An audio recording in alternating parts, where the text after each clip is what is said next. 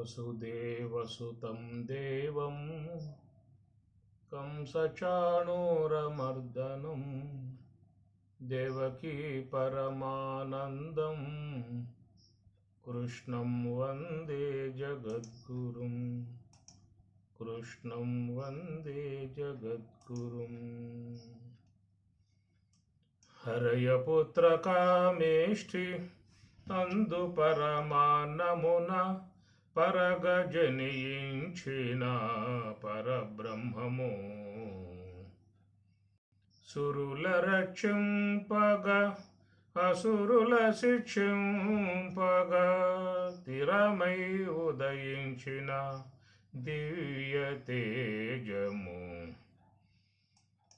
వేద వేదాంతములందు విజ్ఞాన శాస్త్రములందు పాదుకొన బలికేటి పరమార్థము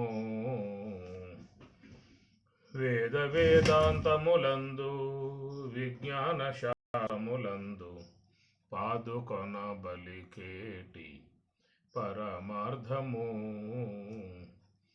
బోధితో శ్రీ వెంకటాద్రి పంచి విజయనగరాన ఆదికి అనాది అయిన హర్షావతారము ఆదికి అనాది అయిన హర్షావతారము రాముడు రాఘవుడు రవికులుడితడు భూమి జకుపతి అయిన పురుష నిధానము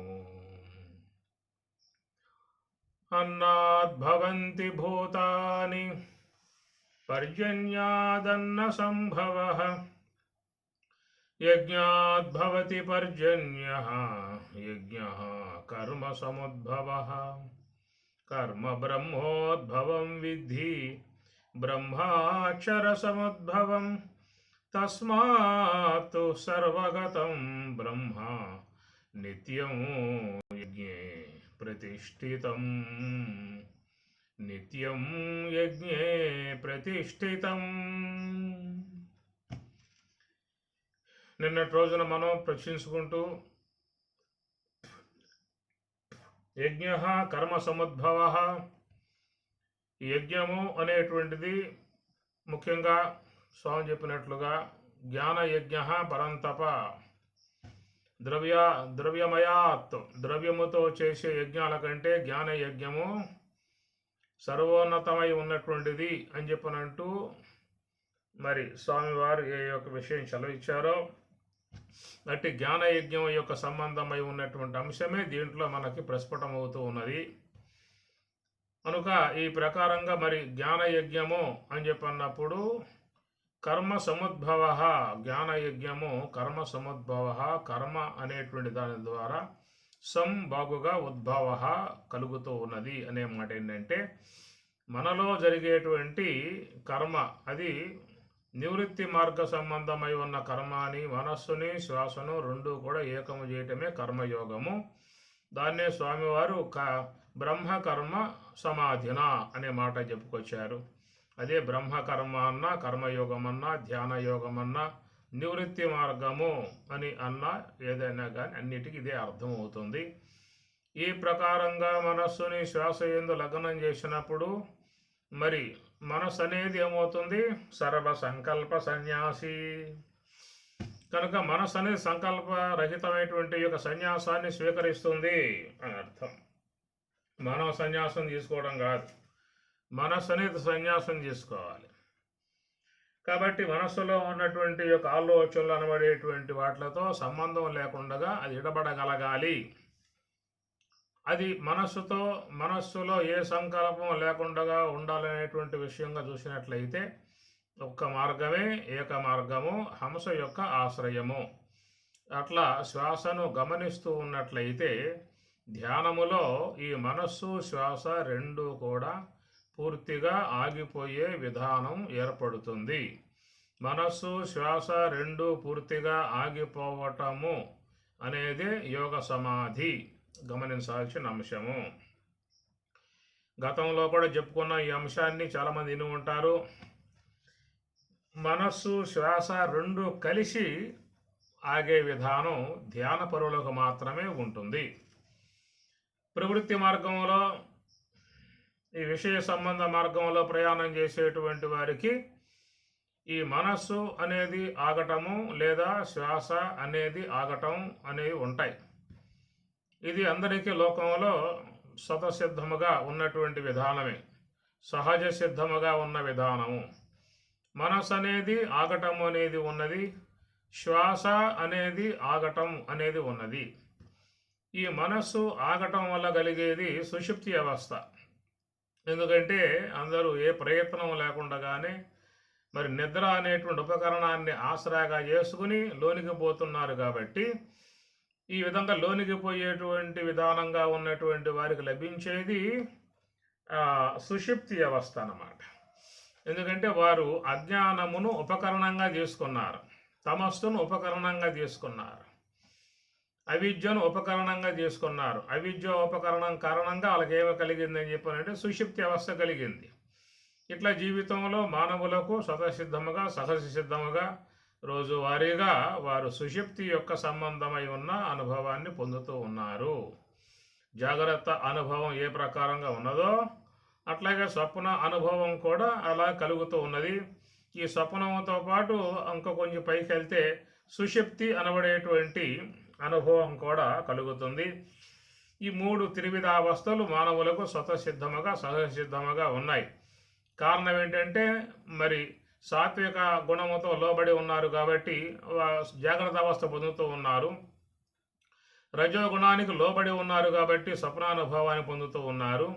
తమస్సుకు లోబడి ఉన్నారు కాబట్టి సుషుప్తి అవస్థను పొందుతూ ఉన్నారు. ఇట్లా గుణముల యొక్క సంబంధమై ఉన్నటువంటి విధానాలలో మూడు అవస్థలు ఏర్పడుతూ ఉన్నాయని చెప్పని దాంట్లో ఒకటి సుషుప్తి అవస్థ అనేటువంటిది. అదేమిటంటే మనస్సు పూర్తిగా ఆగిపోవాలి. అది ఆ మనస్సు అనేది ఆగకుండా సంకల్పాలే చేస్తూ ఉంటే స్వప్నావస్థ అవుతుంది. ఇంద్రియాలతో సంబంధం పెడితే జాగ్రత్త అవస్థ అవుతుంది. అందువల్ల ఈ ప్రకారంగా మనస్సు అనేది ఆగటం అనేది లోకంలో అందరికీ కూడా ఉన్న అంశమే. అది దానివల్ల కలిగేది ఏమిటంటే యోగ సమాధి కాదు, సుషుప్తి అవస్థ అనేది ఏర్పడుతుంది. ఇట్లా మనస్సు అనేది అది ఆగుతుంది. ఇక రెండవది చూస్తే శ్వాస. ఈ శ్వాస అనేది కూడా ఆగే విధానం ఉన్నది. ఈ ఆగటము అని చెప్పనంటే రోజువారీగా ఆగుతూ ఉన్నది. అనగా దాన్ని బహ్య కుంభకం అన్నాం, అంతరః కుంభకం అని చెప్పని అన్నాం. బయటకు వచ్చి క్షణకాలం ఆగుతుంది, తిరిగి మరలా లోనికి పోతుంది. లోనికి పోయాక లోపల క్షణకాలం ఆగుతుంది. దాన్ని అంతఃకుంభకము అన్నారు.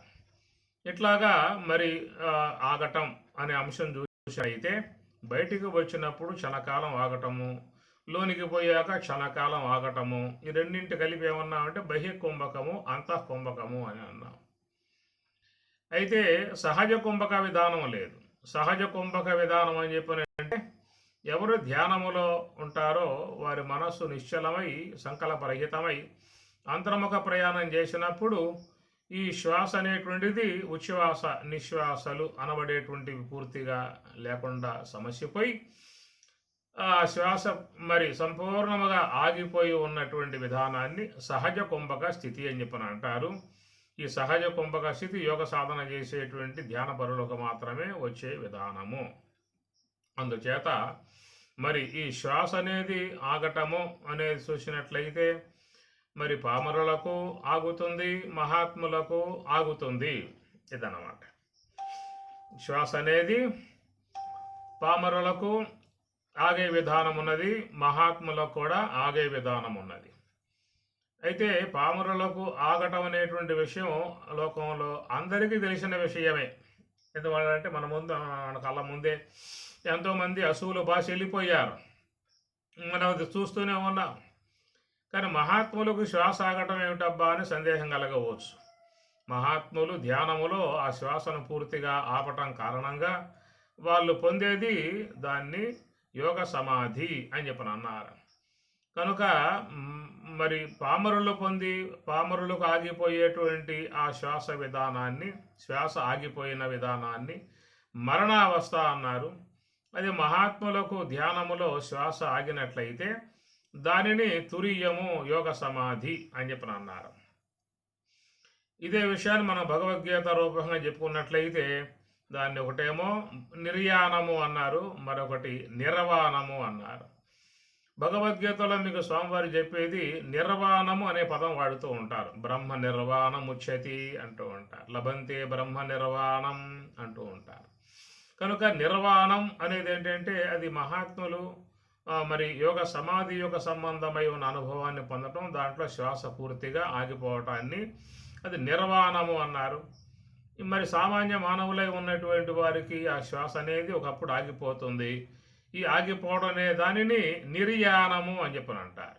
అందువల్ల మీరు చూస్తే అక్కడక్కడ బోర్డులు ఉంటాయి, నిర్యాణం చెందెను అని రాస్తారు. జననము పలానా తేదీ, నిర్యాణం పలానా తేదీ, ఎవరో ఉంటాయి అలాగే. అందువల్ల దానినేమో నిర్యాణం అంటారు, దీనినేమో నిర్వాణము అంటారు.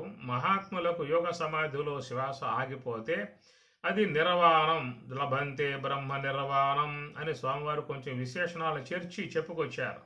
లభంతే బ్రహ్మ నిర్వాణం అన్నాడు దానికి. ఇంకా కనుక నిర్వాణం అంటే మోక్ష స్థితి అన్నమాట, యోగ సమాధి. కనుక శ్వాస పూర్తిగా ఆగిపోయింది, అక్కడ మహాత్ములకు ఆగిపోతుంది. యోగ సమాధిలో శ్వాస మనస్సు రెండు ఆగితేనే యోగ సమాధి. కనుక ఈ ప్రకారంగా మరి పామరులకు అనేటువంటి వాళ్ళకు కేవలం శ్వాస మాత్రం ఆగిపోతుంది. ఈ శ్వాస ఆగిపోయే సందర్భం దానిని అంత్యావస్థ అన్నారు, దానినే ప్రయాణ కాలం అని కూడా చెప్పుకొస్తారు. ఈ ప్రకారంగా ప్రతి ఒక్కరికి కూడా అంత్యావస్థ వస్తుంది, మరణావస్థ వస్తుంది. ఆ సందర్భంలో ఇక శ్వాసలు మన ఆ శరీరంలో ఉన్నటువంటి ఈ పంచవాయువులు, దశవిధ వాయువులు అన్నీ కూడా ఆ యొక్క మెల్లగా ఒకటొకటి సమస్య పోయే విధానం ఏర్పడుతుంది. ఇంతకాలం పనిచేశాయి, అహర్నిశలు పనిచేశాయి. ఇక ఇంతకాలంగా పనిచేసి వాడిని కాపాడుతూ రక్షిస్తూ బతికిస్తూ వచ్చిన శ్వాసలు ఇక చివరికి అవి కాస్త మరి సెలవు తీసుకునే పరిస్థితి ఏర్పడుతుంది. సెలవు తీసుకునే పరిస్థితి ఎందుకు వచ్చిందని చెప్పానంటే మరి వాడికి ఉన్నటువంటి ప్రారంధకరం అయిపోయింది. ప్రారంధం భోగతో నశ్యేతో అన్నారు. ప్రారంధం అనేది ఉన్నంత వరకే లోకంలో మానవులకు నిలయం ఉంటుంది, ఉండటానికి అవకాశాలు ఉంటాయి. ప్రారంధం అయిపోయిందా అని చెప్పనంటే వాళ్ళు ప్రయాణం కొనసాగించాల్సి ఉంటుంది. ఎవరైనా చూడండి, విదేశాలకు పోతే అక్కడ వాళ్ళకి ఒక గడువు ఉంటుంది. ఆ గడువు లోపల మాత్రమే వాళ్ళు ఉండి వచ్చేయాల్సి ఉంటుంది. ఆ గడువు తప్పిన తర్వాత ఉన్నట్లయితే వేరే రకాలుగా ఉంటాయి ఆ శాసనాలు అందరూ కూడా. అట్లా అమెరికా పోయేవాళ్ళు, రష్యా పోయేవాళ్ళు, విదేశాలకు పోయేవాళ్ళు అందరూ కూడా ఇంతకాలం అని చెప్పనే మాటగా ఉంటుందన్నమాట. అక్కడ పుట్టి పెరిగి ఉన్నట్లయితే ఆ విధానాలు వేరనుకోండి. ఒకవేళ ఆ దేశం చూస్తానికి వెళ్తే మాత్రం ఇన్ని రోజులని చెప్పనే విధానం ఉంటుంది, మళ్ళీ ఎమ్మటే వచ్చేయాల్సి ఉంటుంది. ఆ సమయం అయిందో వచ్చేయాలి. అట్లాగా మరి ఈ యొక్క లోకం, ఈ పరలోకం అలాంటి యొక్క ఈ మానవ లోకం వచ్చిన తర్వాత పరమాత్మ విధానంలో కూడా వాళ్ళకి ఇంతకాలం పాటు నువ్వు ఉండవచ్చు అని చెప్పని అంటాడు. అట్లాగా ఉండే విధానంలో కొంతమందికి 40 ఏళ్ళు, కొంతమందికి 50 ఏళ్ళు, కొంతమందికి 60 ఏళ్ళు, కొంతమంది 70 ఏళ్ళు. ఈ ప్రకారంగా వాళ్ళకి వ్యవధి అనేటువంటిది పరమాత్మ ఇచ్చాడు, ఈశ్వరుడు ఇచ్చాడు. ఆ కాలం వరకు ఆ ప్రారంధం కొనసాగుతూ ఉంటుంది. ప్రారంధం అనేది అయిపోయిందా అని చెప్పనంటే ఇక ఉన్నటువంటి ప్రాణవాయువులు మొత్తం కూడా ఉపశమించే పరిస్థితి ఏర్పడుతుంది. అసువులు బాసి జీవుడు శరీరాన్ని ఖాళీ చేసి దేహంలో ఉన్నటువంటి తన వస్తువులు లాంటివి ఏవైతే ఉన్నాయో అవన్నీ కూడా వాడు సర్దుబాటు చేసుకోవాల్సి ఉంటుంది.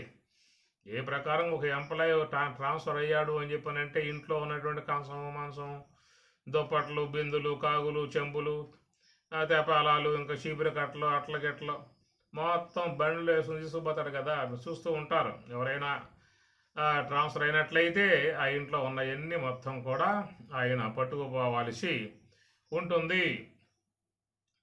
అలాగా మరి మన పరిస్థితి కూడా ట్రాన్స్ఫర్ కావటం, ఈ లోకంలోకి వచ్చాము అని చెప్పినట్టు కొద్ది కాలం పాటు ఈ లోకంలో ఉండేటువంటి యొక్క అవకాశం పరమాత్మ ఇచ్చాడు. ఆ ప్రారంధం అనేటువంటి యొక్క వ్యవధి కాలమానం అయిపోయిందా అని చెప్పనంటే అక్కడి నుంచి ఇక మానవుడు తన దేహాన్ని విసర్జించి వెళ్ళిపోవాలని పరిస్థితి ఏర్పడుతుంది. కాబట్టి ఈ దశవిధ వాయువులు కూడా ఇక సెలవు పుచ్చుకుని అవన్నీ కూడా నిష్క్రమించే సమయం ఏర్పడుతుంది. దానిని నిర్యాణము అనే పదం వాడారు. ప్రారబ్ధం అయిపోయిన తర్వాత దేహాన్ని ఖాళీ చేసి శరీరము నుండి నిష్క్రమించేటువంటి విధానం ఏర్పడటాన్ని దాన్ని నిర్యాణము అన్నారు. మరి మహాత్ములు పొందేటువంటి యొక్క విధానమై ఉన్నటువంటి యొక్క దానినేమో నిర్వాణము అనే పేరు పెట్టారు. అది లభంతే బ్రహ్మ నిర్వాణం అనే మాట చెప్పారు. అయితే ఇక్కడ ఏం జరుగుతుంది అనేటువంటి విషయం చూసినట్లయితే మరి సూక్ష్మ దేహములో ఉన్నటువంటి కర్మ, దానిని సంచిత కర్మ అని చెప్పి అంటారు. స్థూల దేహాన్ని అంటిపెట్టుకుని ఉన్నటువంటి కర్మనేమో ప్రారబ్ధ కర్మ అంటారు. సూక్ష్మ దేహాన్ని అంటిపెట్టుకుని ఉన్న కర్మను సంచిత కర్మ అని పేరు పెట్టారు. కాబట్టి ఈ సంచిత కర్మ అనేటువంటి విషయం చూసినట్లయితే అది మహాత్ములు ధ్యానము ద్వారా, యోగ సమాధి అనుభవం ద్వారా మరి జ్ఞానాగ్ని అన్నారు. కాబట్టి ఈ జ్ఞానాగ్నిలో అనగా యజ్ఞమునందు హోమము చేసే విధానం అన్నమాట అది. కాబట్టి ఈ ప్రకారంగా సమస్త కర్మనంతటిని కూడా జ్ఞానాగ్నిలో ఆత్మ సంయమ యోగాగ్నౌ జుహ్వతి జ్ఞాన దీపితే అన్నారు. బ్రహ్మాగ్నౌ బ్రహ్మణాహుతం అని చెప్పని అన్నారు. జ్ఞానాగ్ని దగ్ధ కర్మాణం, ఇట్లా అనేక రకాలైన పదాలతో పరమాత్మ చెప్పుకొస్తూ ఉన్నాడు. కాబట్టి ఈ ప్రకారంగా వీళ్ళు ఏం చేశారు అని చెప్పనంటే, ఈ నివృత్తి మార్గ విధానంగా వీళ్ళు ప్రయాణం చేసి లోపల యోగ సమాధి సంబంధమై ఉన్న అనుభవాన్ని పొంది వారిలో ఒక జ్ఞానాగ్నిని ప్రజ్వలింపజేశారు. ఇట్లా ఆత్మాగ్ని అన్నారు, జ్ఞానాగ్ని అన్నారు, బ్రహ్మాగ్ని అన్నారు, ఏదో ఒకటి కావచ్చు కాక, ఏదో అగ్ని, మొత్తానికి అగ్ని. ఎందువల్ల అగ్ని వల్లే దగ్ధం కావాల్సి ఉంటుంది. అందువల్ల ఈ ప్రకారంగా వాళ్ళు బ్రహ్మాగ్ని అనేటువంటి దాన్ని ప్రజ్వలింపజేసి ఆ సూక్ష్మ దేహంలో ఉన్నటువంటి సంచిత కర్మనంతటినీ కూడా వాళ్ళు దగ్ధం చేయటం కారణంగా ఆ విధంగా అయిపోవటంతో సంచిత కర్మ అనేది పూర్తిగా నశింపబడటం కారణంగా వాళ్ళకు ఏమవుతుంది, అక్కడ వాళ్ళకు కూడా శ్వాస అనేది ఆగుతుంది. ఇప్పుడు చెప్పుకున్నాం కదా ఇందాక మనం, స్థూల దేహము యొక్క ఆశ్రయంలో ఉన్నటువంటి యొక్క ప్రారబ్ధ కర్మ అయిపోయే తలికి ఈ శ్వాసలో కూడా ఉపశమనాన్ని పొందే విధానం అని చెప్పుకున్నాం. అది మరణావస్థ అని ఒక విషయంగా చెప్పుకున్న విధానము. ఇక్కడ మహాత్ములు నివృత్తి మార్గంగా ప్రయాణం చేసేటువంటి వాళ్ళ విధానములో మరి ఆ సూక్ష్మ దేహములో చేరి ఉన్నటువంటి సంచిత కర్మ అనమాట. రెండు కర్మలు ప్రధానంగా మనలో చేరి ఉన్నటువంటివి. ఇక మూడవది ఆగామి కర్మ అంటారు కదా. ఆగామి కర్మ అనబడేది ఏంటంటే, అది ప్రస్తుతం మన జీవన విధానంలో మనం చేసేటువంటి ఈ కర్తృత్వ భోక్తృత్వ వ్యవహారాల నుంచి, రాగద్వేషాది వ్యవహారాల నుంచి జీవులకు కర్మ సంక్రమిస్తూ ఉన్నది. ఈ వచ్చే దానిని ఆగామి కర్మ అని చెప్పి అన్నారు. ప్రధానముగా చేరి ఉన్నటువంటివి రెండు, ఒకటి ప్రారబ్ధము, ఒకటి సంచితము. ప్రారబ్ధం స్థూల దేహాశ్రయంలో ఉంటుంది, సంచిత కర్మ సూక్ష్మ దేహాశ్రయంలో ఉంటుంది. కనుక స్థూల దేహాశ్రయంలో ఉన్నటువంటి ప్రారబ్ధ కర్మను సామాన్య మానవులు విలాస విధానముగా, భోగాయి విధానముగా అనుభవించి దానిని తీర్చేసుకునే విధానంగా ఉంటారు. అయితే సూక్ష్మ దేహములో చేరి ఉన్న కర్మ కూడా రాబోయే జన్మలలో ఈ భోగాయితనంగానే వస్తుంది. కానీ వాళ్ళు ఏం చేశారని చెప్పానంటే, దాన్ని మళ్ళీ ఫలించకుండగా, ఫలవంతం కాకుండా, మొలకెత్తకుండగా ఉండే విధానముగా వారు మరి జ్ఞానాగ్ని ద్వారా నశింపజేసుకోవటం జరుగుతుంది అనేటువంటిది అన్నమాట. ఈ ప్రకారంగా మరి సూక్ష్మ దేహంలో ఉన్న భాగాన్ని నశింపజేసుకున్నా వాళ్ళకి శ్వాస ఆగిపోయే పరిస్థితి ఏర్పడుతుంది. స్థూల దేహము యొక్క సంబంధమైన ప్రారబ్ధ కర్మ అవజేసుకున్నా కానీ ఈ శ్వాస ఆగిపోయే విధానం ఏర్పడుతుంది. ఈ రెండు విధానాలు చూసినట్లయితే ఒకటేమో మరి నిర్యాణము అన్నారు, మరొకటేమో నిర్వాణము అన్నారు. నిర్వాణం మహాత్ములకు సంబంధించినటువంటి అంశము, నిర్యాణం సామాన్యులకు సంబంధించినటువంటి అంశము. కాబట్టి ఈ ప్రకారముగా ధ్యానములో శ్వాసాన్ని పూర్తిగా ఆగిపోవటం అనేటువంటి అంశాన్ని మనకి భగవద్గీత బోధిస్తూ ఉన్నది, సీతారామాంజనేయం బోధిస్తూ ఉన్నది. కనుక ఇది ధ్యానం చేసేటువంటి వారికి మాత్రమే అనుభవానికి వచ్చేటువంటి అంశము. ఈ ప్రకారంగా కర్మ సముద్భవ యజ్ఞ, ఈ కర్మ సముద్భవ మనస్సుని శ్వాస అనుసంధానం పొందింపజేసినప్పుడు ఈ శ్వాస పూర్తిగా అనగా అత్యతిష్ట దశాంగులం అని అన్నారు. 10 అంగుళముల పరిధిలో సంచరించేటువంటి యొక్క శ్వాస మనస్సు నిశ్చలమై నిర్మలమై ఆత్మ వైపుకి ప్రయాణం చేసే కొద్దీ ఈ శ్వాస తన గమనాన్ని పూర్తిగా తగ్గించుకునే స్థితికి వచ్చేస్తుంది. ఎప్పుడైతే శ్వాస అనేది పూర్తిగా పంచభూతాల అంశాలు దాటి సుషుమ్నా ద్వారం వద్దకు వచ్చి కూర్చుంటుందో దానిని కుండలిని యోగం అనేదిగా పేరు పెట్టారు. కుండలిని యోగము అన్నారు. అది ఆకాశ స్థలమునందు ఉన్నటువంటి స్థితి. కాబట్టి ఆకాశ స్థలమునందు మహాత్ములు అక్కడ అట్లాగా ఉండిపోతారు. అదొక గొప్ప స్థితి. తన్మయత్వం వస్తుంది. శరీరం యొక్క స్పృహ తప్పిపోతుంది. బాహ్య సంబంధమై ఉన్న వ్యవహారం పూర్తిగా సమస్యపోతుంది.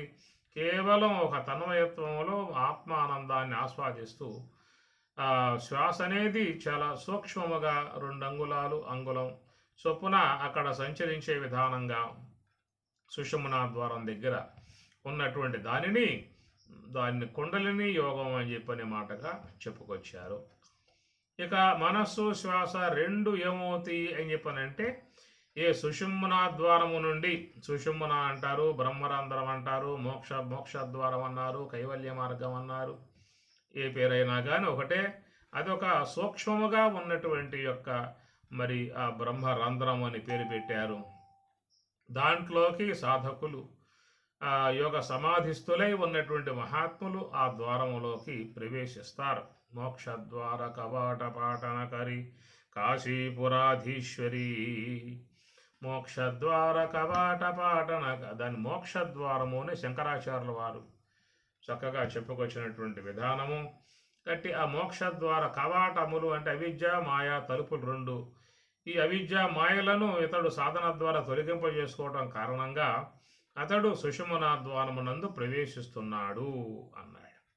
అదే పరమాత్మ భగవద్గీత 8వ అధ్యాయంలో మరి భ్రువోరు మధ్యే ప్రాణం ఆవేశ అనే మాట వాడతారు. భ్రువోరు మధ్యే ప్రాణం ఆవేశ, భృగుటి మధ్యంలోకి ప్రాణవాయువు ప్రవేశిస్తుంది.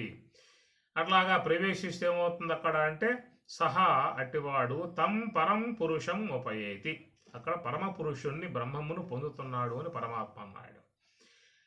ఈ ప్రకారంగా మరి ఆ శ్వాస అనేది మనస్సుతో కూడా పూర్తిగా సుషుమ్నా ద్వారంలో ప్రవేశించినప్పుడు దానికి స్వామివారు పృథ్వీ యాత్ర ముగిసింది అన్నారు. పృథ్వీ యాత్ర ముగిసింది అన్నారు. ఎందుకంటే ఈ 10 అంగుళములతో సంచరించేటువంటి ఈ శ్వాసను అంటిబెట్టుకుని ఈ దేహం ఉన్నది. ఈ శ్వాసను అంటిబెట్టుకుని ఈ దేహం ఉన్నది. ఎప్పుడైతే శ్వాస అనేది పూర్తిగా ఆగిపోయిన స్థితి ఏర్పడిందో అప్పుడు ఇక స్థూల దేహం అనేది నీకు స్పృహ ఉండదు. దాన్నే తన్మయత్వము అంటారు. తనువుని మరచి ఉన్నటువంటి స్థితి. ధ్యానములో ఉన్నప్పుడు వారికి అలాంటి అనుభవం కలుగుతుంది. అట్టి తన్నుగాంచి ఆనందమూర్తి చిత్రరూపమట్లు చేష్టలుడిగి తనువు మరచి కొంత తడవూరకుండెను ఆంజనేయుడు హేమాద్రి తనయ అని పరమశివుడు ఆంజనేయ స్వాముల వారి యొక్క ధ్యానాన్ని చక్కగా కొనియాడతారు. అట్టి తన్నుగాంచి ఆనందమూర్తి చిత్రరూపమట్లు చేష్టలుడిగి. ఎట్లా ఉంది ఆ దేహం అని చెప్పనంటే చిత్రపటంలో బొమ్మ అనగా పటంలో ఆ బొమ్మ ఎట్లయితే కదలకుండా ఉంటుందో అట్లాగా ఆ శరీరం అట్లా ఉండిపోయిందట. అది ధ్యాన సంబంధమై ఉన్నటువంటి అంశము.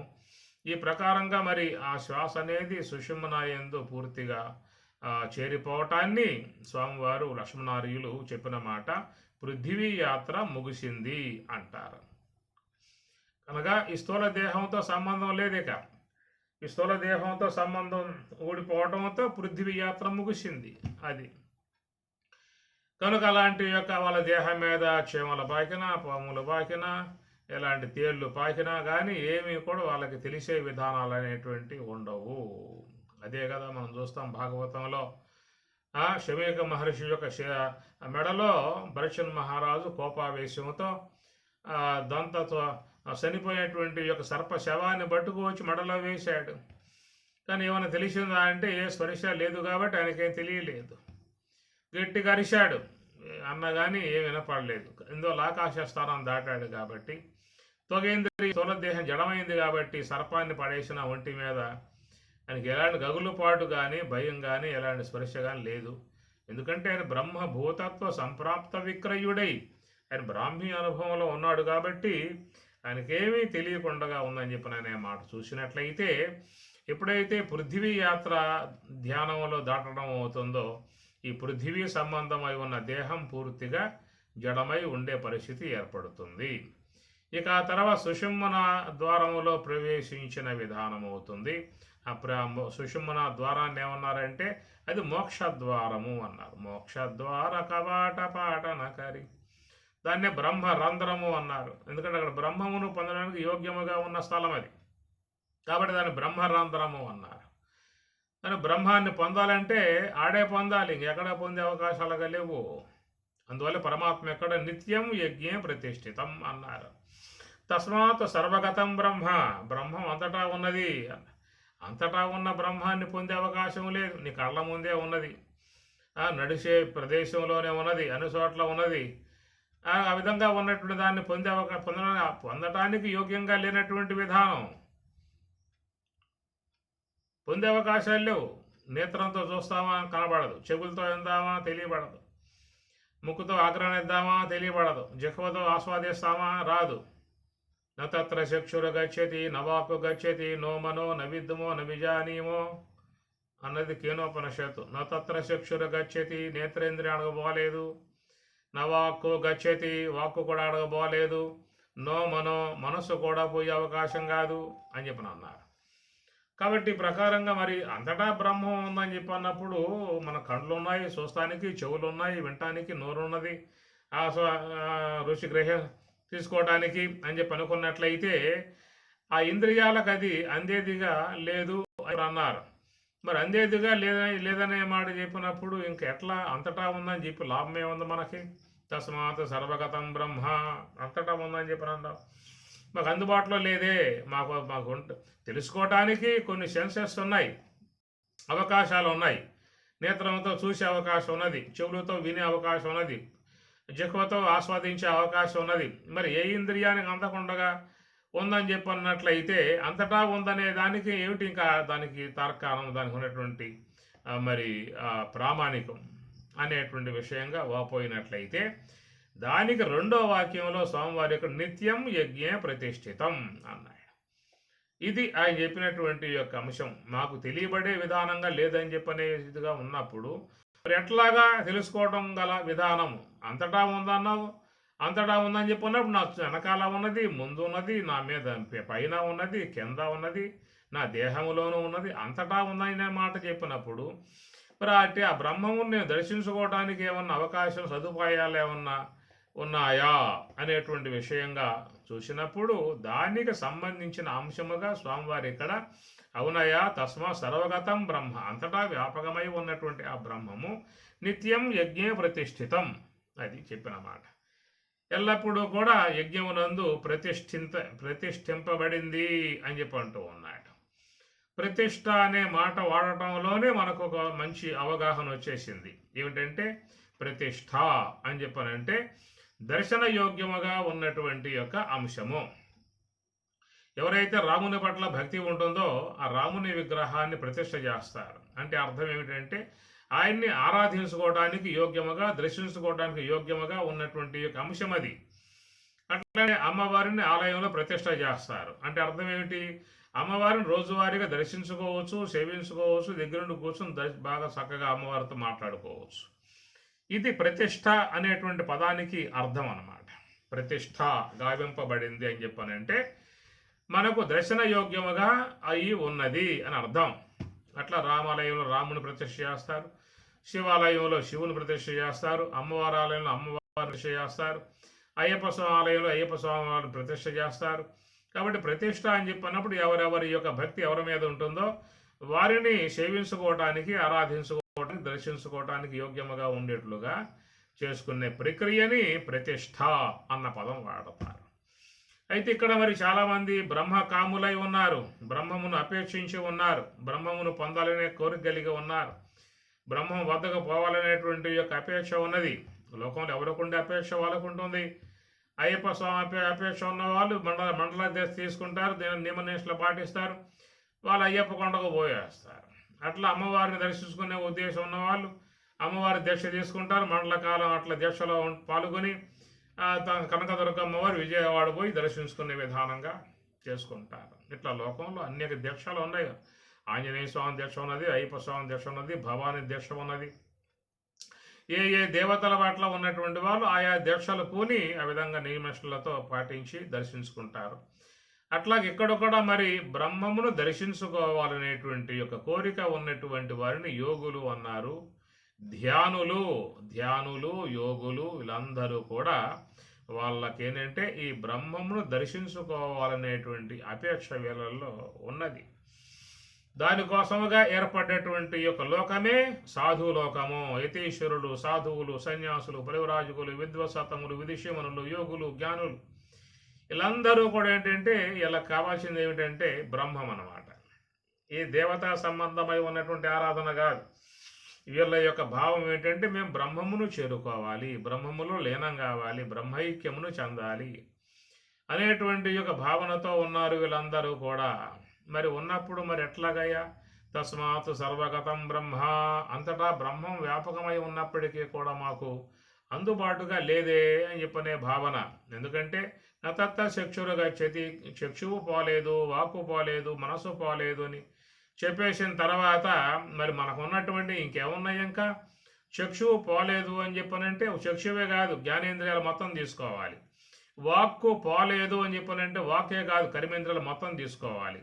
మనస్సు పోలేదు అని చెప్పనంటే మనసు ఒకటే కాదు మనసుతో పాటు అన్ని తీసుకోవాలి. ఇట్లాగా ఉన్నటువంటి సెన్సెస్ మనకు ఏవైతే ఉన్నాయో అవి ఏవి కూడా ఆ బ్రహ్మం వద్దకు పోలేవు అని చెప్పిన మాట చెప్పినప్పుడు ఎట్లాగా మరి ఆ బ్రహ్మమును దర్శించుకోవటానికి అవకాశం అనేటువంటి మాటకి నిత్యం యజ్ఞే ప్రతిష్ఠితం. అయ్యా అంతటా వ్యాపకమై ఉన్నటువంటి ఆ బ్రహ్మము ఎల్లప్పుడూ కూడా యజ్ఞమునందు ప్రతిష్ఠితయై ఉన్నది అన్నారు. సరే, అప్పుడు యజ్ఞం అంటే ఏమిటండి? చండీ యాగమా, రుద్రయాగమా, కామేశ్వరి యాగమా, పుత్రకామేశ్వరి యాగమా, ఇలాంటివన్నీ మొత్తం పక్కన పెట్టేయండి. స్వామి చెప్పినట్లుగా శ్రేయ ద్రవ్యమయాత్ యజ్ఞాత్ జ్ఞాన యజ్ఞ పరంతప, ఈ ద్రవ్యములతో చేసే యజ్ఞముల కంటే జ్ఞాన యజ్ఞమే శ్రేష్టం అని చెప్పాడు. కాబట్టి అంటే ఆ జ్ఞాన యజ్ఞం ఏమిటని చెప్పానంటే ఇప్పుడు మనం చెప్పుకున్నట్లుగా మనస్సుని శ్వాసతో అనుసంధానాన్ని కలగజేసినప్పుడు ఆ మనస్సు శ్వాస రెండు కూడా ప్రాథమిక విధానములో ఆగిపోయే పరిస్థితి ఏర్పడుతుంది. ఎప్పుడైతే శ్వాస అనేది పూర్తిగా ఆగిపోయిన విధానం ఏర్పడుతుందో అప్పుడు ఈ పృథివీ యాత్ర దాటి సుషుమ్నా ద్వారములో ప్రవేశిస్తుంది. ఆ సుషుమ్నా ద్వారములో చేరి ఉన్నటువంటి యొక్క ఆ భాగమే అది జ్ఞానయజ్ఞము అన్నారు. అక్కడ బ్రహ్మాగ్ని ఉంటుంది. బ్రహ్మాగ్నౌ బ్రహ్మణాహుతం బ్రహ్మైవ తేన గంతవ్యం బ్రహ్మకర్మ సమాధినా బ్రహ్మార్పణం బ్రహ్మ హవిహి. ఇది శ్లోకం పూర్తిగా అక్కడ అన్వయమయ్యేటువంటి శ్లోకం ఇది. అనగా మనస్సు శ్వాస రెండు పూర్తిగా ఆగిపోయి సుషుమ్నా ద్వారములో ప్రవేశించినప్పుడు ఆ సుషుమ్నా యందు మహాత్ములు ఆ మోక్ష ద్వారమునందు ఉన్నప్పుడు అక్కడ జరిగేటువంటి పరిణామ విధానమే ఈ శ్లోకం. అర్పణం బ్రహ్మ, అవిస్సు బ్రహ్మ, అగ్ని బ్రహ్మ, హోమము చేయువాడు బ్రహ్మ, అన్ని లయమైన తర్వాత చివరికి మిగిలి ఉండేది కూడా బ్రహ్మమే. ఇది కేవలం సుషుమ్నా యందు జరుగుతున్నటువంటి చక్కటి ఆ భగవంతుని ఏర్పడేటువంటి మార్పులు అన్నమాట. బ్రహ్మార్పణం బ్రహ్మ అర్పణం. అర్పణం అని చెప్పనంటే అర్పించేవన్నీ కూడా బ్రహ్మమే అన్నాడు. ఏమిటా బ్రహ్మము అని చెప్పని అంటే ఈ జ్ఞానేంద్రియ, కర్మేంద్రియ, అంతరేంద్రియాలు ఇవన్నీ కూడా చూస్తే మరి ఈ పంచభూతాల నుంచి ఆవిర్భావం అయ్యాయి కాబట్టి ఆ పంచభూతాలు ఆత్మ నుండి ఆవిర్భావం అయ్యాయి కాబట్టి ఇవన్నీ కూడా ఆ బ్రహ్మము యొక్క సంబంధమై ఉన్న కార్యాలు. వీటిని ధ్యానములో యోగ సమాధిలో సాధకులు మొత్తం కూడా ఆ బ్రహ్మమునందు లయింపజేస్తూ ఉన్నారు. అర్పణం బ్రహ్మం ఏమి కాబట్టి ఈ ప్రకారంగా మరి ఆ బ్రహ్మమునందు ఉంచుట, మీకు ఈ మాట భగవద్గీతలోనే స్వామివారు ఒకసారి చెప్పుకొస్తారు. బ్రహ్మణి ఆదాయ కర్మాణి సంగం త్యక్త్వా కరోతి యః లిప్యతేన సపాపేన పద్మపత్రమివాంభస. బ్రహ్మణి ఆదాయ, చాలా మంచి మాట ఇది భగవద్గీతలో. బ్రహ్మణి, పరబ్రహ్మణి ఆదాయ అంటే ఉంచటము, బ్రహ్మమునందు మొత్తం కూడా ఉంచటం, బ్రహ్మములో లయింపజేయటం. ఇంతవరకు మనం వాడుకున్నటువంటి ఇంద్రియాలన్నీ కూడా సాధకులు భగవంతునికి నివేదన చేస్తూ ఉన్నారు. స్వామి మొత్తం నువ్వు ఇచ్చినవే, నేనేం కొన్నవి కాదు, నేను తయారు చేసుకున్నవి కావు, కనుక నీవిచ్చిన ఇంతకాలం పాటు వాడుకుంటూ వచ్చాను, కనుక వీటితో వ్యవహారం నాకు ఇక అవసరం లేదు, నువ్వు ఇచ్చినటువంటి యొక్క వాటిని నీకే తిరిగి మరలా సమర్పిస్తూ ఉన్నాను అని బ్రహ్మార్పణం, బ్రహ్మహవిహి. ఈ ప్రకారంగా మరి ఇంద్రియ వ్యవహారాల ద్వారా చేసినప్పుడు వచ్చినటువంటి కర్మ అనేటువంటి సూక్ష్మ దేహంలో చేరి ఉన్నదో సంచిత కర్మ, ఇది ఇంద్రియ వ్యాపారాల వల్ల, ఇంద్రియ వ్యవహారం వల్ల వచ్చింది కాబట్టి దానిని నీకు హవిస్సుగా చేసి బ్రహ్మాగ్నిలో హోమం చేస్తున్నాననే మాటగా బ్రహ్మహవిహి, బ్రహ్మాగ్నవు. అన్నిటినీ కూడా హోమం చేసే విధానం ఏమిటంటే బ్రహ్మాగ్ని అన్నారు. బ్రహ్మణాహుతం, ఆడు మరి ఎవరయ్యా కూర్చుని హోమం చేసేది? అదే బయట అయితే అయ్యవార్లు కూర్చుని హోమం చేస్తారు, ఆడెవరు చేస్తారు హోమము? బ్రహ్మణాహుతం, ఆ బ్రహ్మమే వాటిలన్నిటినీ కూడా అగ్నిలో హుతం వ్రేలుస్తూ ఉందట. బ్రహ్మైవ తేన గంతవ్యం, చివరికి ఏమిటంటే అన్ని లయమైపోయిన తర్వాత మరి ఆ సాధకుడు దేన్ని పొందుతున్నాడు అంటే బ్రహ్మమునే బ్రహ్మైవ తేన గంతవ్యం, బ్రహ్మమునే వాడు పొందుతూ ఉన్నాడు. బ్రహ్మకర్మ సమాధిన, దాన్ని బ్రహ్మకర్మ అన్నారు. ఆ ప్రకారంగా సమస్త ఇంద్రియాలను హోమము చేయటము, సమస్త వాసనలను హోమము చేయటము, ఇదంతా లోన జరిగిన వ్యవహారము. చివరికి బ్రహ్మమే మిగులుతుందన్నారు. దాన్ని సమాధి అనే పాట చెప్పారు. ఇదంతా కూడా సుషుమ్నాయందున్నటువంటి విధానము. ఆ సుషుమ్నాయందు ఏర్పడేటువంటి దాన్నే బ్రహ్మాగ్ని అన్నారు. ఆ యజ్ఞం అనేటువంటిది ఇక్కడ కర్మ సముద్భవ యజ్ఞ. ఇది సోహంభావ ధ్యానం వల్ల మనస్సు శ్వాస ఎందు పెట్టినప్పుడు శ్వాస మనస్సు రెండు కూడా ఆగిపోయి ఆ సుషుమ్నాయందు లయమైపోవటం కారణముగా దాన్ని జ్ఞానయజ్ఞము అన్నారు. ఇది జ్ఞానయజ్ఞం.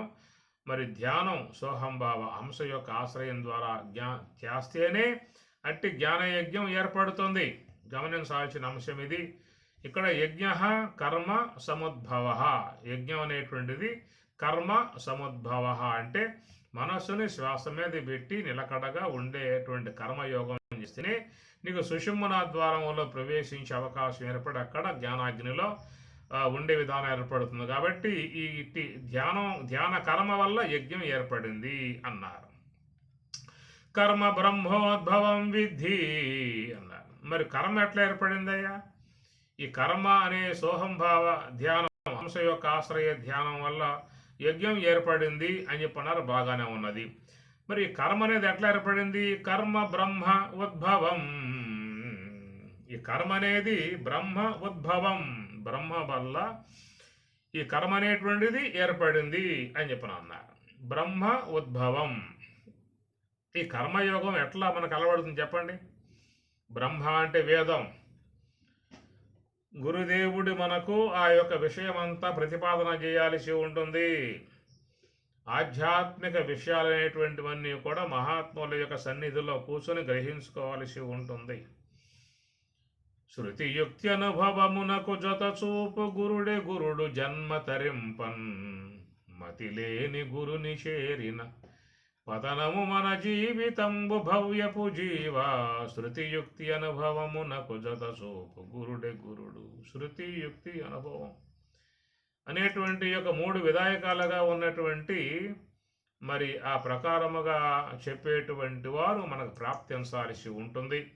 మతిలేని గురుని చేరిన పతనము మన జీవితంబు భవ్యపు జీవా. ఎవరైనా ఒక విషయం చెప్పారని చెప్పనంటే అది శాస్త్ర సమ్మతమై ఉండాలి. భగవద్గీత ప్రామాణికము, ఉపనిషత్తులు ప్రామాణికము, బ్రహ్మసూత్రములు వీటిని ప్రస్థానత్రయము అని చెప్పని అంటారు. భగవద్గీత, ఉపనిషత్తులు, బ్రహ్మసూత్రములు ఇవి తాత్విక రంగములో ప్రధానముగా బ్రహ్మము యొక్క అంశాన్ని ప్రతిపాదన చేసేటువంటివిగా ఉన్నాయి. మిగతావి చాలా ఉన్నాయి గ్రంథాలు, అవన్నీ కూడా వాటి వాటి అంశాలతో చేరి ఉన్నటువంటివి. విష్ణు పురాణం విష్ణువు గురించి, శివపురాణం శివుని గురించి, బ్రహ్మపురాణం బ్రహ్మదేవుని గురించి, దేవి భాగవతం అమ్మవారి గురించి ఎవరికుంటే హిస్టరీ వారికి ఉంటుంది. అయ్యప్ప స్వామి గురించి అయ్యప్ప స్వామి చరిత్ర, ఇట్లా రమణ భగవానుల వారు వారి చరిత్ర, మలయాళ స్వాముల వారు వారి చరిత్ర, వివేకానంద స్వాముల వారు వారి చరిత్ర, ఈ ప్రకారంగా ఇవన్నీ కూడా ఆయా దేవతలను ఉద్దేశించి మహాత్మును ఉద్దేశించి ఉన్నటువంటి రచనలు. ఇక్కడ ఏంటంటే నీ స్వరూపం, అసలు నువ్వెవరవు, ఏమి కహాహం నేనెవడిని అని చెప్పి నిదానముగా నీవెవరో తెలియజేయటానికి ఉన్నటువంటివే ఈ ప్రస్థానత్రయము, ఉపనిషత్తులు, భగవద్గీత, బ్రహ్మసూత్రములు. అందువల్ల వాటిని ప్రధానంగా తీసుకుని విచారణ చేయాల్సి ఉంటుంది. తత్వజిజ్ఞాస ఉన్నవాళ్ళు, మోక్షాపేక్ష ఉన్నటువంటి వారు, జన్మరాహిత్యాన్ని కోరేటువంటి వారు, జీవితాన్ని ధన్యత చేసుకునే ఉద్దేశం ఉన్నటువంటి వారు, పరమార్థ జ్ఞానం పొందే ఉద్దేశం ఉన్నటువంటి వారు చేయాల్సింది ప్రస్థానత్రయం, ఉపనిషత్తులు, భగవద్గీత, బ్రహ్మసూత్రములు. వాటి యొక్క అంశాన్ని చక్కగా ప్రతిపాదన చేసేటువంటి మహాత్ముల లోకంలో ఉంటారు. అలాంటి వారిని ఆశ్రయించినప్పుడే నీకు ఈ మోక్ష సంబంధమై ఉన్నటువంటి యొక్క మార్గం చక్కగా తెలియబడే అవకాశం ఉంటుంది. అలాంటి విధానం కాకుండా ఏదో కపట విధానముగా వేషభూషణాలు ధరించుకుని గురువులుగా చాలామంది అయ్యే లోకంలో చాలామంది ఉన్నారు. ఈ విధముగా వేషధారినెప్పుడు విశ్వసింపగరాదు, వేషము ఒక విధంబున మోసమెయగు, రట్టుగాది మున్ను రావణు వేషము, విశ్వదాభిరామ వినరవేమ వేమన చెప్పిన మాట. వేషధారినెప్పుడు విశ్వసింపగరాదు, వేషము ఒక విధంబున మోసమేయగు. ఎందుకు వేషం అంటే ఏదో వాడు కావాలి, అలాంటి వాటి కోసంగా అలాంటి వేసినప్పుడు ఈ చూసినటువంటి వాళ్ళు కూడా ఒక్కసారిగా పడిపోయే పరిస్థితి ఏర్పడుతుంది. ఇవన్నీ కాదయా, నీకు జ్ఞాన సంబంధమై ఉన్న విషయం చూసినట్టయితే పై ఉన్నటువంటి యొక్క ఆకారం కాదు, మనకు ఋషులు ఇచ్చినటువంటి యొక్క అంశాలు ఉన్నాయి, అవి ఉపనిషత్తులు, దాని యొక్క సారభూతమై ఉన్నటువంటిది భగవద్గీత, అది తీసుకో. లేదా వేదవ్యాసుల వారు ఉత్తర మీమాంసగా ఇచ్చినటువంటి బ్రహ్మసూత్రాలు తీసుకున్నట్లయితే అలాంటి వాటిని అధ్యయనం చేసి వాటిని చక్కగా విషయాలు చెప్పే మహాత్ములు లభించినప్పుడు మనం వారి ద్వారా యథార్థాన్ని తెలుసుకునే అవకాశం ఏర్పడుతుంది. కాబట్టి ఈ ప్రకారంగా వాళ్ళు మనకి ఇవన్నీ కూడా తెలియజేసి స్థూల దేహము, సూక్ష్మదేహము, కారణదేహము, పంచకోశములు ఇవన్నీ విడమరచి వాటి వాటి యొక్క విధానాలన్నింటినీ కూడా సాంఖ్యతత్వ విధానముగా తెలియజేసి పరోక్ష జ్ఞానాన్ని కలగజేసి ఆ తర్వాత అపరోక్ష జ్ఞానాన్ని పొందటానికై మనకు ఒక సాధనా సంబంధమై ఉన్నటువంటి యొక్క మార్గాన్ని బ్రహ్మోపదేశముగా తెలియజేస్తారు. దాన్నే బ్రహ్మోపదేశము అని చెప్పనంటారు. ఆ ప్రకారంగా గురువులు తత్వజ్ఞాన సంబంధమై ఉన్నటువంటి యొక్క అంశాన్ని ముందు ప్రతిపాదన చేయాలి. ఎందుకంటే కేవలం వీడు దేహభావనతో ఉన్నాడు, అహం దేహ అంటాడు. నాహం దేహోనేంద్రియాణ్యంతరంగం, నాహంకార ప్రాణవర్గో న బుద్ధి, ధారాపత్యక్షేత్ర విత్తాది దూర, సాక్షి నిత్య ప్రత్యేగాత్మా శివోహం శివోహం శివో. శంకరవాణి. నాహం దేహో, ఇది రావాలని చెప్పినట్టు ఎప్పుడు వస్తుంది? మహాత్ముల సన్నిధిలో జ్ఞానబోధ అధ్యయనం చేసేటువంటి వారికి మాత్రమే తెలియబడతాయి. ఏమని? నేను స్థూల దేహం కాదు, సూక్ష్మదేహం కాదు, కారణదేహం కాదు, మహాకారణం కాదు, త్రివిధావస్థలకు అతీతుండై ఉన్నాను, పంచకోశాలు కావు, 20 తత్వాలు కావు. ఇవన్నీ విషయాలు బాగా రావాలంటే గురు సన్నిధిలో కూర్చుని వింటే తప్ప వచ్చే అవకాశం కాదు. కాబట్టి ఆ విషయాన్ని తత్వజ్ఞులై ఉన్నటువంటి వారు తెలియజేసి ఆ తర్వాత వారి ద్వారా పరోక్ష జ్ఞానాన్ని అందుకుని అపరోక్ష జ్ఞానాన్ని పొందటానికై వారు సాధనా సంబంధమై ఉన్న మార్గాన్ని ఉపదేశిస్తారు.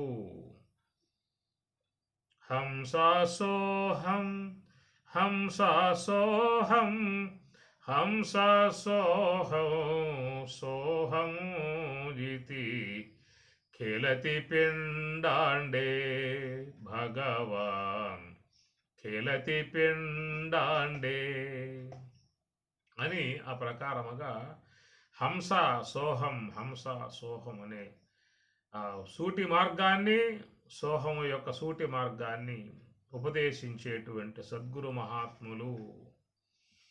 దేహో దేవాలయ ప్రోక్త జీవో దేవ సనాతన త్యజేద జ్ఞాన నిర్మాల్యం సోహం భావేన పూజయేత్తు. ఇది మహాత్ముల వాణి. దేహో దేవాలయ ప్రోక్త, దేహమే దేవాలయము. ఆ దేవాలయములో దేవదేవుడే ఉన్నటువంటి భగవంతుడు బ్రహ్మం ఉన్నాడు.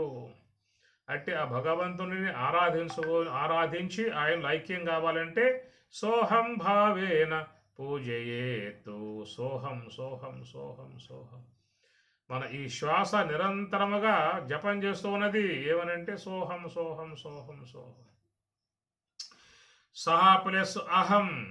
సహా అంటే విశ్వవ్యాపకమై ఉన్నటువంటి ఆ చేతనాత్మకముగు బ్రహ్మము అహం.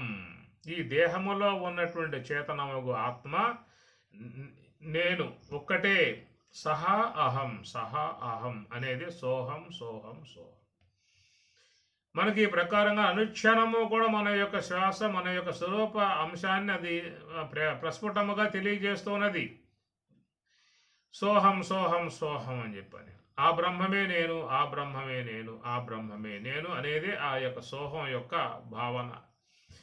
కానీ అజ్ఞానంలో చేరి ఉన్నటువంటి, అజ్ఞానంలో మునిగి ఉన్నటువంటి యొక్క మానవుడు దానిని గుర్తించక ఈ దేహం నేను, ఈ దేహం నేను, ఈ దేహం నేను, ఈ దేహం అయం దేహ అయం దేహ, ఈ దేహం నేను అనేటువంటి విధానంగా వీడు ఉంటే ఆ శ్వాసేమో సోహం సోహం కాదురా నాయన, విశ్వవ్యాపకమై ఉన్న బ్రహ్మమే నీవై ఉన్నావని తెలియజేస్తూ ఉన్నది. కాబట్టి ఇక్కడ పరమాత్మ అంటూ సోహం భావేన పూజయేత్తు. ఆ విధముగా మహాత్ములు హంస యొక్క ఆశ్రయం ద్వారా భగవంతుని ఆరాధించే విధానం ఏర్పడుతుంది. కాబట్టి అలాంటి ఆరాధనా సంబంధమై ఉన్నటువంటి ప్రక్రియను ఎవరయ్యా చెప్పేది?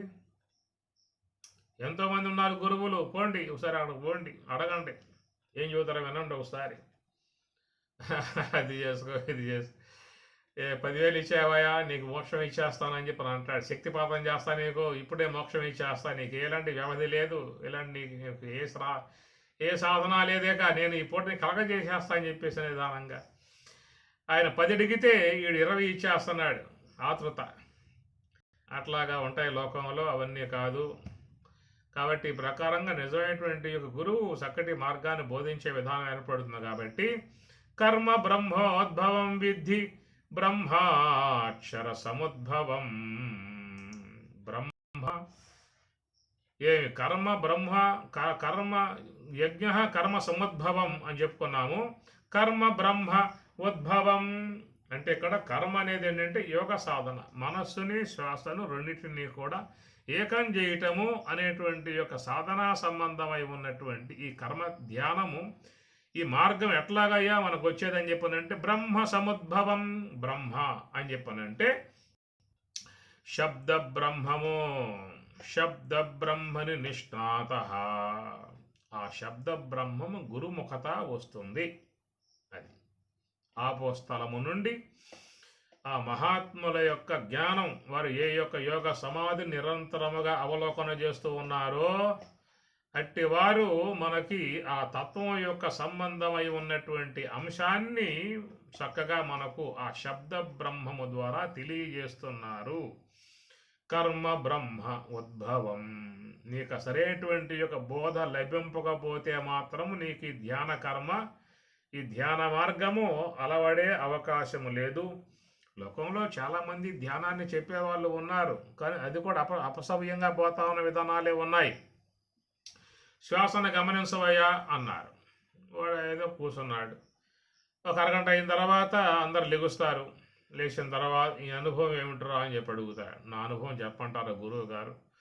ఇప్పుడే నువ్వు వైకుంఠానికి పోయి వస్తున్నా అని చెప్పంటాడు వాడు. ఇంకోటి అడుగుతారు, నేను కైలాసం పోయొచ్చా అంటాడు. ఇంకోటి అడుగుతారు, నువ్వు ఇంద్రలోకం పోయొచ్చా, చంద్రలోకం పోయొచ్చా అని. ఈ విధంగా అసలు ధ్యానం అంటే ఏమిటో అవగాహన లేని విధానం నుంచి చాలామంది ఆ మార్గాల్లో ప్రయాణం చేస్తూ ఉన్నారు. ఎందుకంటే ఈ చంద్రలోకం, ఇంద్రలోకం, స్వర్గలోకం, నరకలోకం, బ్రహ్మలోకం, విష్ణులోకం ఇవన్నీ మనం టీవీల్లో చూసాము, నాటకాల్లో చూసాము, సినిమాల్లో చూసాం. మనసులో ముద్ర అయిపోయి ఉన్నాయి కదా. మనసు ఏది అనుకుంటే అది వచ్చేస్తుంది. యద్భావం తద్భవతి. అసలు మనసు అనేటువంటి యొక్క వస్తువు ఆలోచన రహితమై ఉన్నప్పుడు ఎన్ని వస్తాయి నీకు? ఏం కనపడ చెప్పండి. ఆలోచన రహితమై ఉన్నదా ధ్యానము? ఆలోచన సహితమై ఉన్న మార్గమా ధ్యానము? ధ్యానం నిర్విషయం మనః, స్కందోపనిషత్తు. ధ్యానములో ఏ సంకల్పము లేకుండా ఉంటేనే ధ్యానం అంటారు. మరి సంకల్పాలు పెట్టుకుంటూ ఉన్నావు, నేను అది చూసా ఇది చూసా అని చెప్పి అంటూ ఉంటా. ధ్యానం ఎట్లా అవుతుంది? ఇట్లా ధ్యానం అనే విధానాలలో కూడా అపమార్గాల్లో పోతున్న పరిస్థితులు ఉన్నాయి.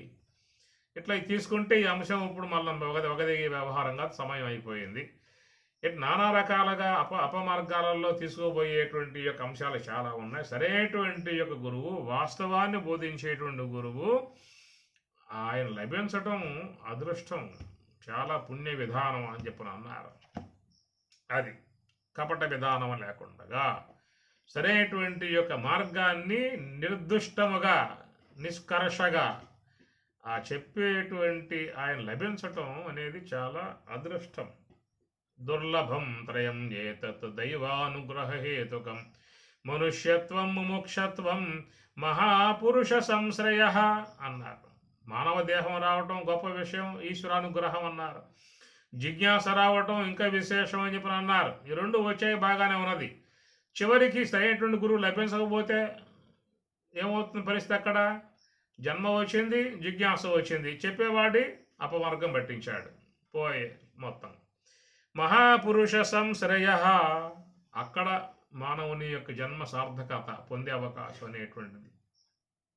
తెండెల్ల పుస్తకంబులు ఇండాచార్యునకు ఏకతమున రెండు విశేషము చెప్పెద పొండొల్లని వారు కర్మ పుణ్యము పాలై అంటాడు ప్రహ్లాదుడు. ఎందుకంటే వాళ్ళకే అప్పుడు గురువులు ఉన్నారు, వాళ్ళు ఏవేవో బోధిస్తూ ఉన్నారు. ఈయనకు బాగా మండిపోయింది.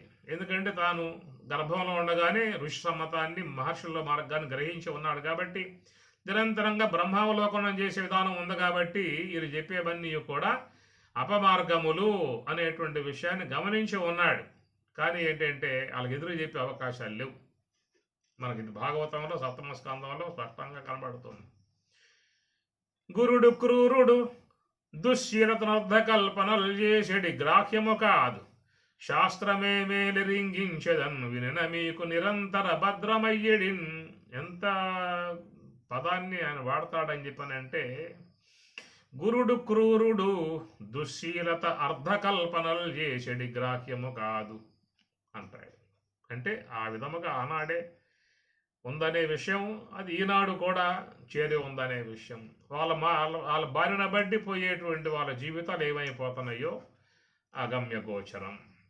కాబట్టి ఇక్కడ కర్మ బ్రహ్మ ఉద్భవం, అటు సరైనటువంటి యొక్క మార్గం లభించడం అని చెప్పానంటే బ్రహ్మ ఉద్భవం. బ్రహ్మ అంటే వేదం, ఉపనిషత్తులు, సరైనటువంటి బోధ, పరమార్థ జ్ఞాన బోధ, నిర్దుష్టమై ఉన్నటువంటి బోధ, శుద్ధమై ఉన్నటువంటి బోధ, అనుభవానికి చక్కగా అందేటువంటి బోధ, అది చెప్పేవాడు లభించటం, దానివల్ల ఈ కర్మ అనేటువంటిది ఏర్పడుతుంది. కాబట్టి కర్మ బ్రహ్మ ఉద్భవం విద్ధి తెలుసుకొనుము అన్నాడు.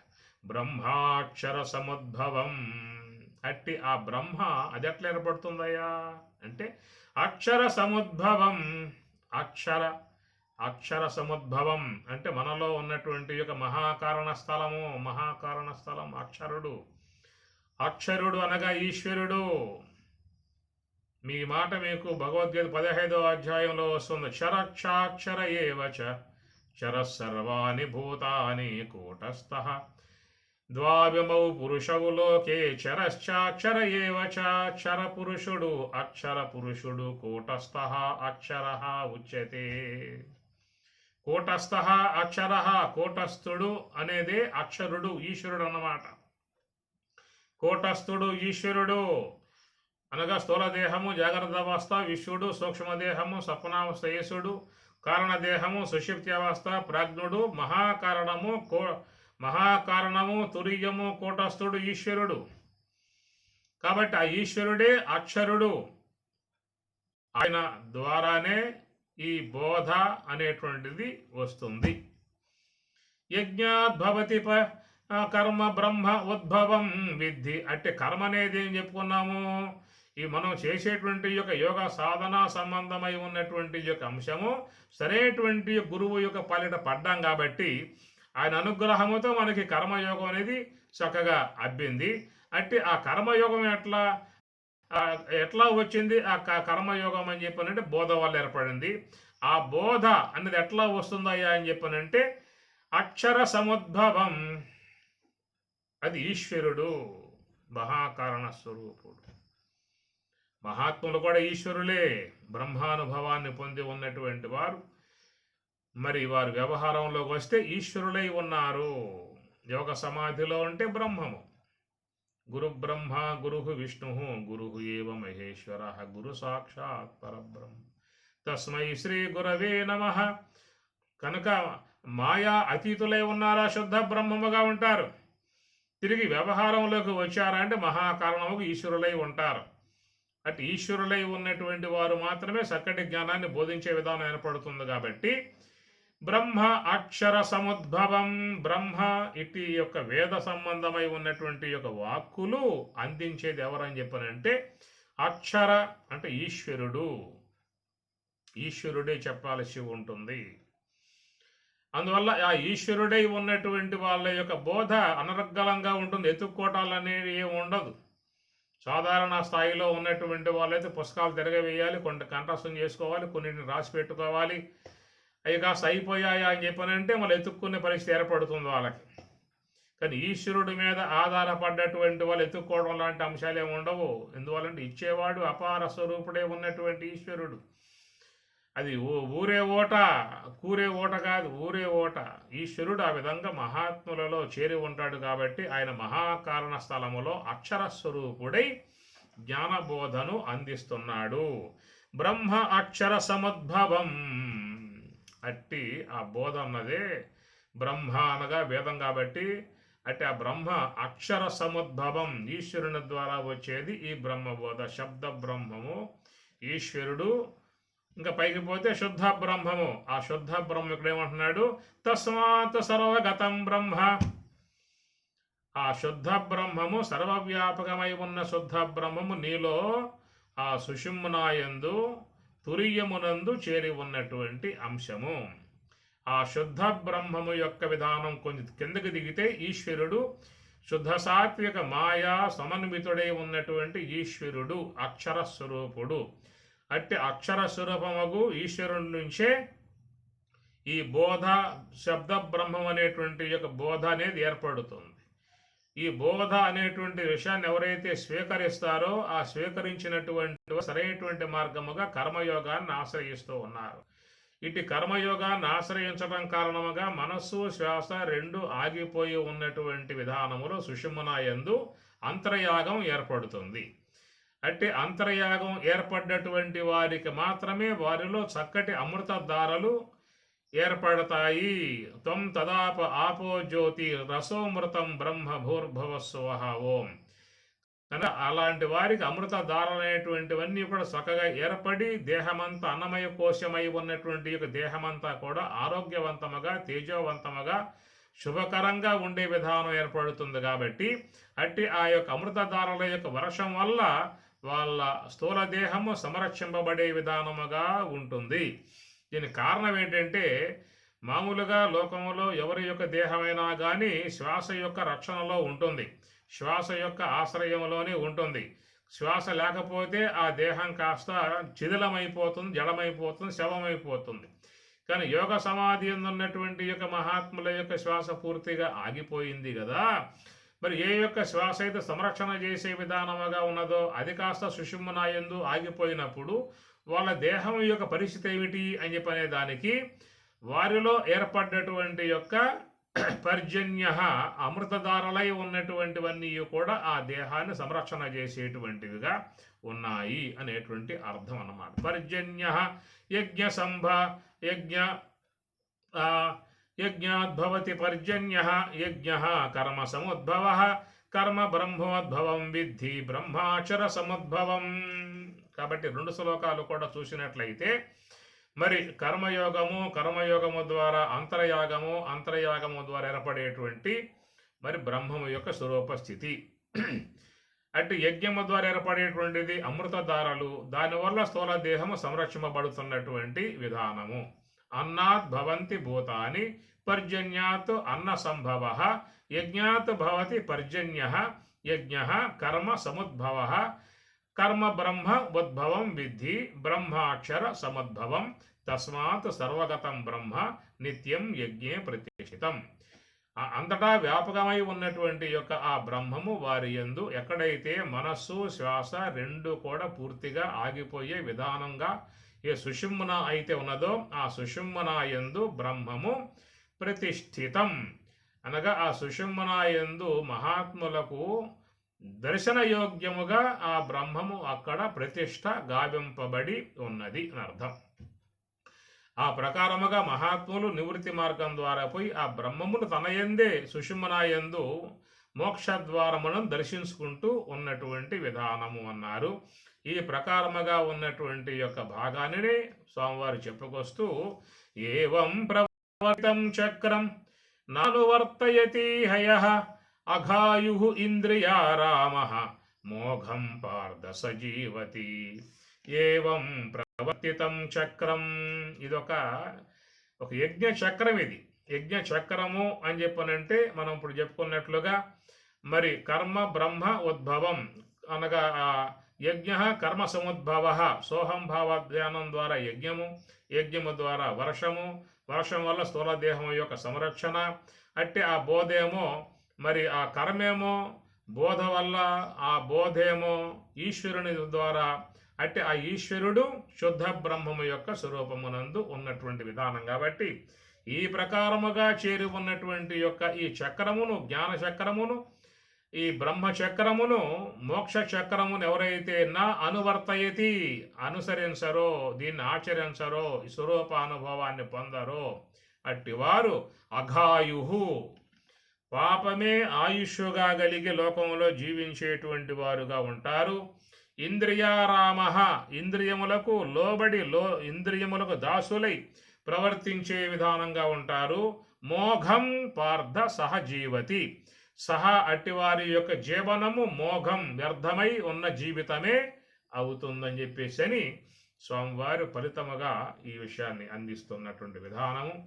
దీన్ని మరొకసారి కూడా సంక్షిప్తంగా దర్శించుకున్నా కానీ మంచిది. దాన్ని తర్వాత మళ్ళీ మీకు ఒకసారి మళ్ళీ సింహావలోకనం చేయించి మళ్ళా ముందుకెళ్తాను.